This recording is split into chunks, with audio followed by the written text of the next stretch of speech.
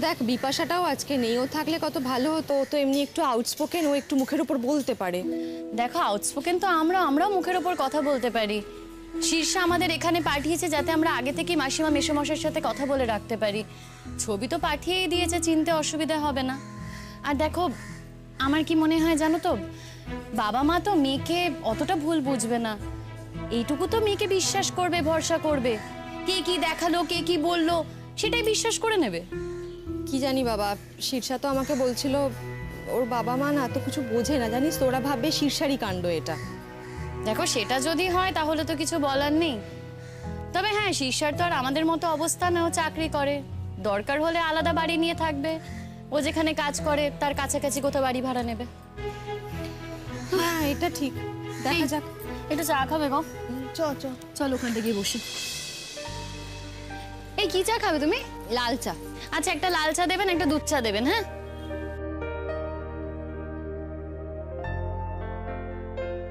না মানে বলছি, যদি কোনো ডিসিশন নিতে হয়, নিচ্ছ না কেন গো? মেয়েটাও তো বড় হচ্ছে, এরপরে তো ঝামেলা বাড়বে, কমপ্লিকেশন বাড়বে। মাঝে মধ্যে না খুব ভয় করে, মনে হয় এই দূরে দূরে আছি এই বাবা ভালো, কাছাকাছি থেকে যদি কোনো ঝামেলা হয় তখন সেটা আর সহ্য করতে পারবো না। সুচরিতা দি, মানুষকে তো ভরসা করতেই হবে। আমার মনে হয় ভদ্রলোককে এইভাবে ঝুলিয়ে রাখা তোমার ঠিক হচ্ছে না। ঝুলিয়ে তো রাখিনি আমি, আমি কি এরকম বলেছি? কিছুই তো বলনি, সেটাই তো হচ্ছে কথা। একবারও কি তাকে বলেছো যে আমি বিয়ে করতে চাই? কিছু মনে করো না, একটা কথা বলি, এইসব ক্ষেত্রে সবসময় দেখা যায় যে কেউ বিয়ে করতে চায় না, স্পেশালি এরকম ধরনের কেসে। সেখানে মানুষটা তোমাকে বিয়ে করতে চাইছে, এই জায়গা থেকেই তো বোঝা যাচ্ছে বলো যে মানুষটা সৎ, মানুষটা ভালো। দেখ সৎ বলেই তো এখন ওর সঙ্গে আছি, ওর সঙ্গে বন্ধুত্বটা আছে। কিন্তু এইভাবে কতদিন, মানে দূরে দূরে থেকে কতদিন বন্ধুত্ব থাকবে বলো তো? ওনারও তো বয়স বাড়ছে, তোমারও তো বাইরে যাওয়ার ইচ্ছে আছে। কিভাবে বাইরে যাবে, কোন পরিচয়ে তুমি বাইরে যাবে? দেখো এমনি যদি তুমি ওনার সাথে আমেরিকায় যেতে চাও, এই ভিসা টিসা পেতে কিন্তু প্রবলেম হবে। তাও যদি বিয়ে করে যাও, ভিসা পেতে প্রবলেম হবে না। দেখা যাক, আমি এখনো বুঝতে পারছি না, দেখি। তাহলে দেরি কেন করছো, কেন ভাবছো? আমি কোনো ডিসিশনই নিতে পারছি না। দেখো আমার মনে হয় you should go for marriage. Twinkle তো মেনে নিতে পারছে না বিষয়টা, ও বড় হচ্ছে এখন, জেদি হয়ে যাচ্ছে, পাল্টে যাচ্ছে মেয়েটা। যতদিন যাবে আরো বড় হবে, আরো পাল্টাবে। তাই তোমাকে বলছি ছাই টাইম, তুমি বিয়েটা করে নাও। ইন্দ্রর সঙ্গে তো অনেক বছরের সম্পর্ক ছিল, তারপর বিয়ে, আর তারপর আমার এই পরিণতি। তাই এখন নতুন করে কিছু ভাবতে ভয় করে, মনে হয় যদি একই পরিস্থিতি হয় তার থেকে এই ভালো। জীবনে একবার আঘাত পেয়েছো মানেই যে বারবার জীবনে আঘাত পাবে তার তো কোনো মানে নেই। এইভাবে ভাবলে তো জীবনে হোপ বলে কিছু থাকবেই না। আমার কি অবস্থা ছিল বলো তো? হ্যাঁ, আমি তো একেবারে খাদের ধারে দাঁড়িয়েছিলাম, মনে হয়েছিল ওখান থেকে যে কোনো সময় পড়ে যাব। আজকে সিচুয়েশন যাই হোক না কেন, পরাগের ব্যবহারের জন্যই তো পরাগের সাথে আমার সম্পর্ক ভালো ছিল না। কিন্তু আজকে দেখো কত কিছু বদলেছে, আমার জীবনটাই একেবারে পাল্টে গেছে। যে পরাগকে আমি চিনতাম সেই পরাগ কিন্তু আর ওই পরাগ নেই গো। এখন আমার কত খেয়াল রাখে, আমি কি ভালোবাসি সেটা দেখে রাখে, সারাক্ষণ আমার কথা ভাবে। জানো তো আমি না ভাবতেই পারি না যে ওই পরাগের মধ্যে এরকম একটা পরাগ লুকিয়েছিল। এই সব কিছু হয়েছে কিন্তু তোর জন্য, এটা তো অস্বীকার করার কোনো জায়গাই নেই। তোর সহ্য শক্তি, তোর ধৈর্য। হ্যাঁ সেটা যেই কারণেই হোক না কেন বদলেছে তো। আমি তো আজ সুখে সংসার করছি। আজ যদি আমি পুরনো কথা মনে রাখতাম, ওগুলো যদি ওভারকাম না করতে পারতাম, তাহলে কি আজকের দিনটা দেখতে পেতাম বলো? এটাই তোমায় বোঝানোর চেষ্টা করছি। সঞ্জয় মাঝে মধ্যেই অভিমান করছে, বলছে যে এইরকম ভাবে সম্পর্কটা রাখার মানেটা কি। দেখো উনি তোমাকে অনার করছেন, উনি একটা সম্পর্কে যেতে চাইছেন। দেখো উনি তো চাইলেই তোমার সাথে মেলামেশা করতে পারতো, কিন্তু সেটা তো উনি করেননি বলো। উনি তো তোমায় বিয়ে করতে চাইছেন। আর এই যে তুমি আমেরিকা যাবে বলছো, কোনো সম্পর্ক ছাড়া তুমি কিভাবে যাবে?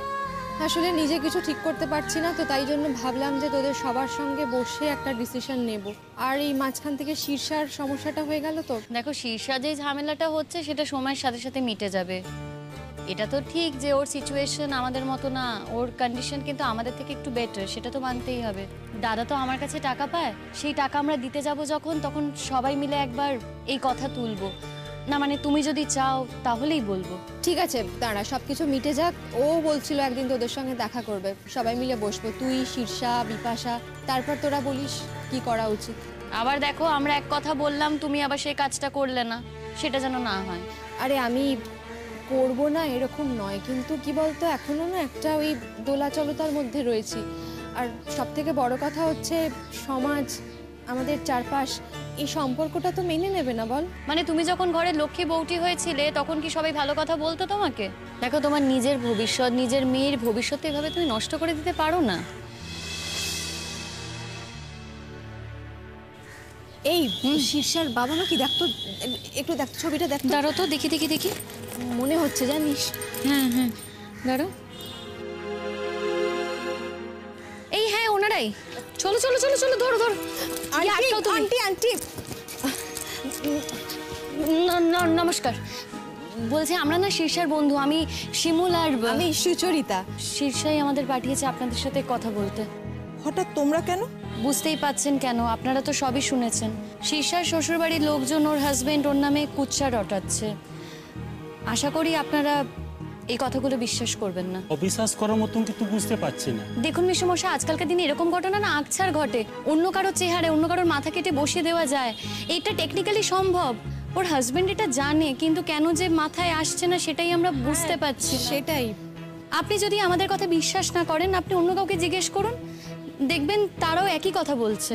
অনেক কষ্ট করে লেখাপড়া শিখিয়েছি, ও নিজে চাকরিও করছে, ভালো ছেলে দেখে বিয়ে দিলাম। আর ওর শ্বশুরবাড়ির লোকেরা যদি আমাদের ডেকে কোনো খারাপ কথা বলে, সেটা কি শুনতে আমাদের ভালো লাগবে? দেখো, ওই কি বলছো, কার শরীর কার মুখ, এই ব্যাপারে আমি ঠিক জানি না, আমার ঠিক নলেজ নেই। ওই লোকেরা ওর নামেই বা এগুলো করছে কেন বলো তো? তা অনেক মেয়েরা তো চাকরি করে, আর কারণ আমি তো এরকম হয় না। দেখুন, কার হয় না সেটা আপনারা কি করে জানবেন বলুন তো? হ্যাঁ, আজকে শীর্ষার এরকম ঘটনা ঘটেছে তাই আপনারা জানতে পাচ্ছেন। যাদের হয় তারা নিজেদের মতো করেই সামলায়। দেখুন, আপনাদের মেয়ে আপনারা বিশ্বাস করবেন কি করবেন না পুরোপুরি আপনাদের ব্যাপার। এখন যদি আপনারা পুরোপুরি শীর্ষার বিপক্ষে চলে যান তাহলে তো সত্যি কিছু বলার থাকে না। শীর্ষা তাই আমাদেরকে পাঠিয়েছে যাতে আমরা আপনাদের সাথে কথা বলে। তোমাদের নিয়ে ওর শ্বশুরবাড়িতে অনেক আপত্তি আছে, তোমরাই তো ওকে উস্কাও, ওকে নিয়ে পাড়ার মধ্যে টহলদারি করো। এরকম কিন্তু কিছু হয় না আন্টি। দেখুন, আমরা একই পাড়াতে থাকি, আমাদের চারজনের একই পাড়াতে বিয়ে হয়েছে, সেই সূত্রেই আমাদের একে অপরের সঙ্গে আলাপ হয়ে গেছে, বন্ধুত্ব হয়ে গেছে।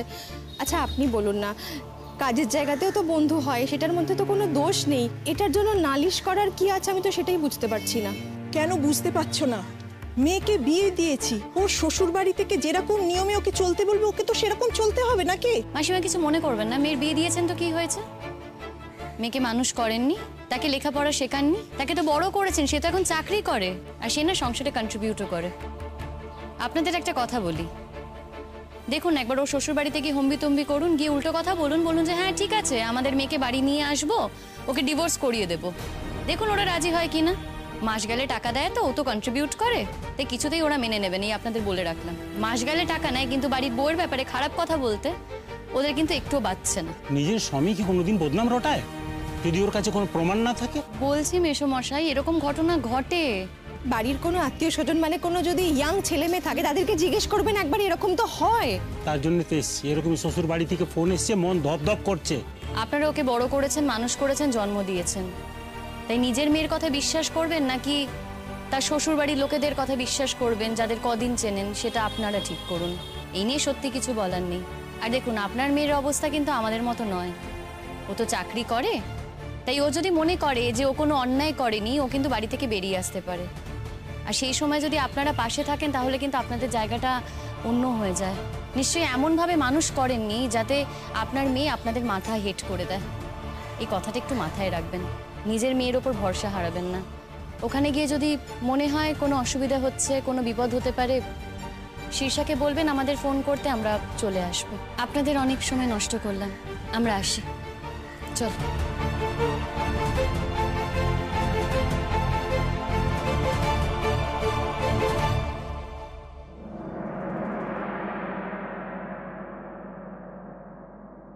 মা, মা, আর এগুলো রাখো না তুমি, শোনো না, তোমার জন্য একটা ভালো খবর আছে।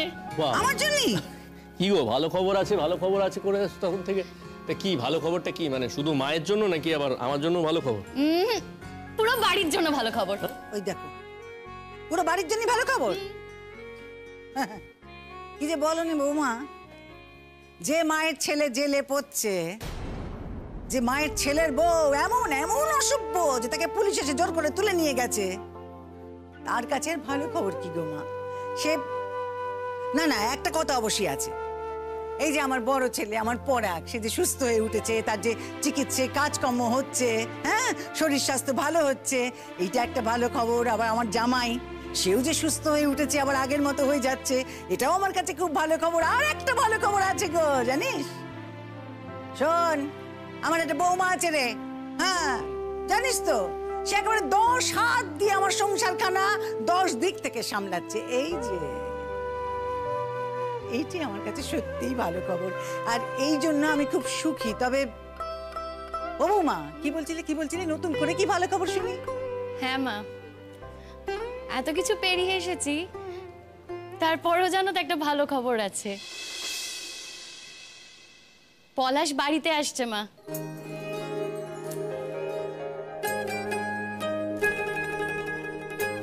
আমি আসলে ওর বোনের বিয়ের উপলক্ষে একটা অ্যাপ্লিকেশন জমা করেছিলাম, যাতে তুতুলের বিয়ের জন্য ওকে কটা দিন বাড়িতে ছেড়ে দেওয়া হয়। আর তাছাড়া নতুন করে তো আবার কমপ্লেনটা গেছে, মানে আমি প্রতীক্ষার কমপ্লেনের কথা বলছি। কেসটা কোর্টে উঠবে, তখন কি হবে হবে না সেটা তো এখন থেকে বলা যাচ্ছে না। কেসটা ঘুরেও যেতে পারে, লয়ারের সাথেও কথা বলেছি। মোদ্দা কথা, তুতুলের বিয়ে উপলক্ষে পলাশ বাড়িতে আসছে। কি বলি আমি তোমার মা, আমি তো কিছু বুঝতে পারছি না। আমি না কদিন ধরে মনে মনে খুব কষ্ট পাচ্ছিলাম গো। বাড়িতে একটা মেয়ে, হাজার হোক ওর ছোট বোন, তো সেই ছেলেবেলা থেকে তাকে দেখেছে। আর পলুর নিশ্চয়ই মনটা বাড়িতে আসার জন্য ছটফট করছে। মা তো ভেবেছিলাম যে ওই বাড়িতে যদি আসতে পারে, তাহলে দুদিন বাড়ির ভাত খেতে পারে। তুমি কি জানো পলাশ অ্যাপ্লিকেশনটা করেছে কিনা? ও আসুক, তারপর না হয় অ্যাপ্লিকেশন করা যাবে। আর লয়ারের সাথে তো কথা হয়েছে, উনি বলেছেন যে উনি বাড়িতে এসে সবটা মীমাংসা করে দেবেন। কিন্তু সেই মেয়ে, সেই প্রতীক্ষা, সে তো পলুকে এমনিতে ছাড়তে চাইবে না গো। দেখো মা, ওই মেয়ে না এমনি অনেক ক্ষতি করেছে। নিজে ভালো থাকার জন্য পলাশকে ইউজ করেছে, গোটা পরিবারটাকে ধ্বংস করে দেওয়ার চেষ্টা করেছে। আর আমি তো আছি, শেষ অবধি লড়াইটা করে যাব। তবে এই কথাও ঠিক মা, তোমার ছোট ছেলেকে এবার একটু বুঝতে হবে, কে ওর ভালো চায়, কে ওর ভালো চায় না, কে ওর নিজের লোক, সেটা তোকে বুঝতে হবে। এরপরেও যদি সে ভালো না হয়, তাইলে আর কিচ্ছুটি বলার থাকবে না। দেখো বৌমা, তুমি এই সংসারটাকে 1 থেকে 100 নিয়ে যাওয়ার চেষ্টা করছো। তো পলু যদি ভালো না হয়, তাইলে তো সেই 1 থেকে 100-র বৃত্ত সে তো সম্পূর্ণ হবে না। দেখো, ছেলেটা আমার খারাপ, এ কথা সত্য, কিন্তু ও কিন্তু ছোট থেকে এমন খারাপ ছিল না গো।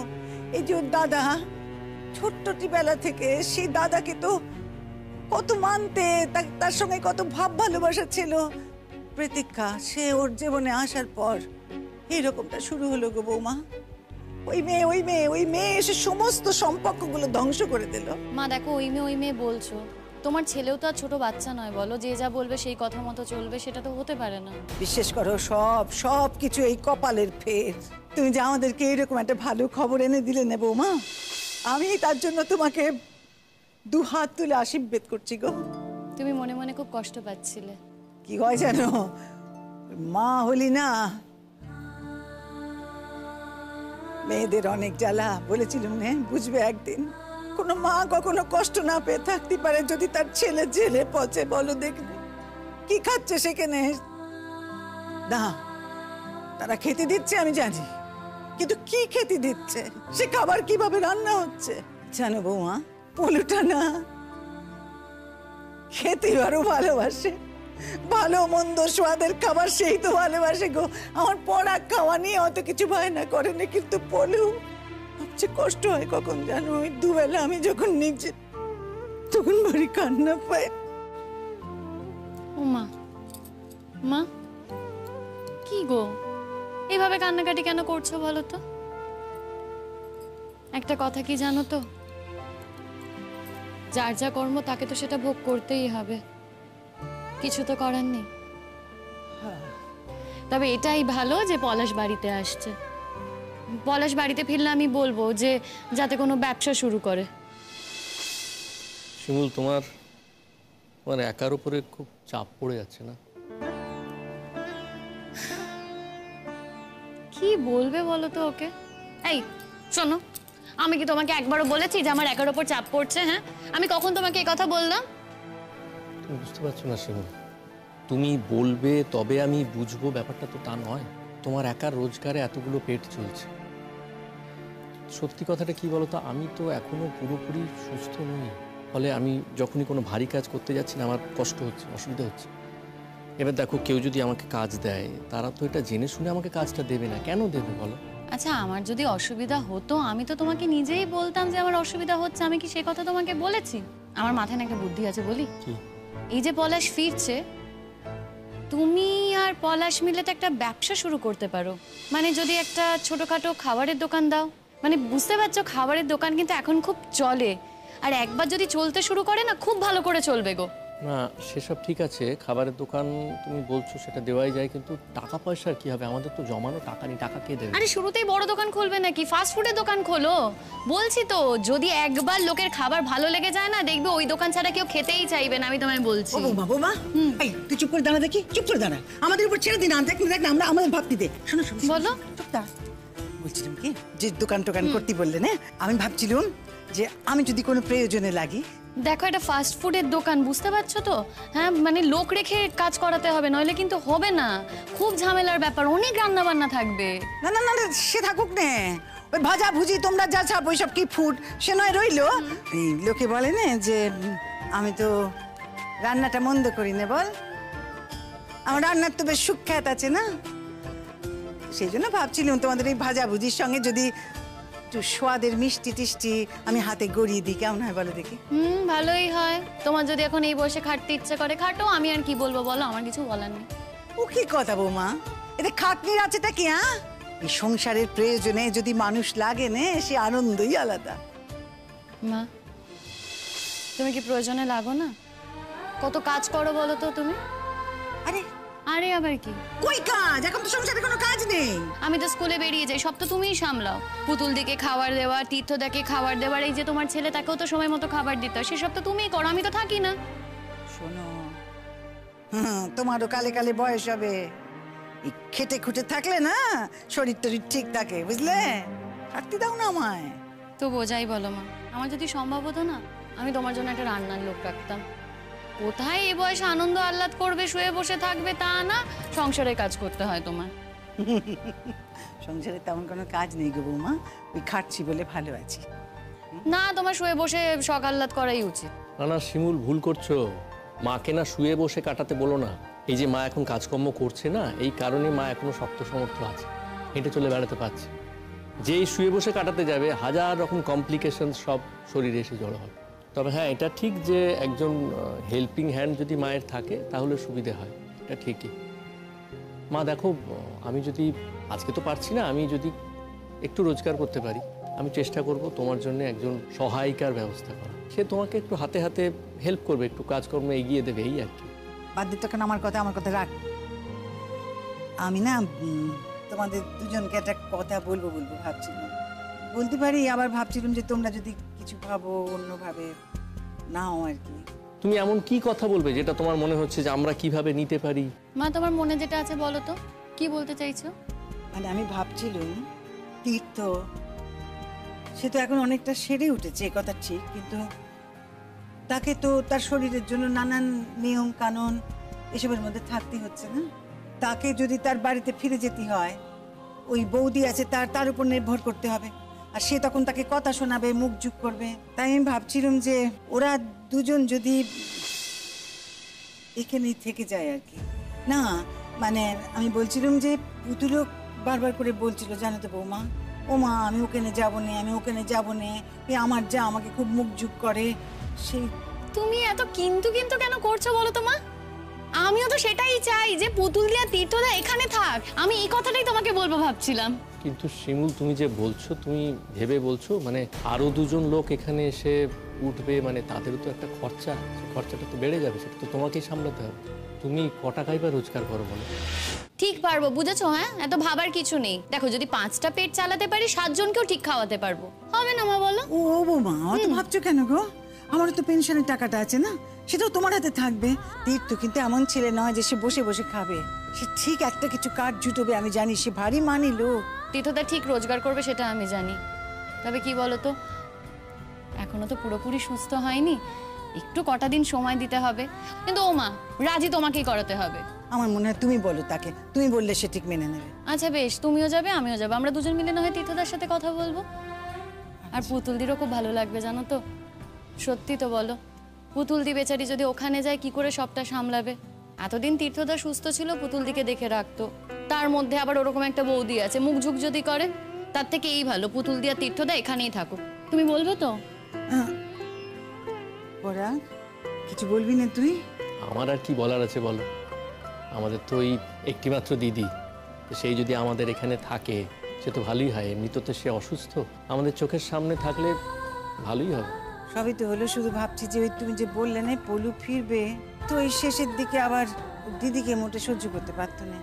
পলু ছোটবেলায় এমন ছিল না গো, এমন ছিল না। পরাগকে জিজ্ঞেস করো, ছোট্ট ছিল যখন, তখন না পলু পুতুলের হাত ধরে ধরে ওই পাড়ার মণ্ডপে মণ্ডপে দুর্গা ঠাকুর দেখাতে নিয়ে যেত।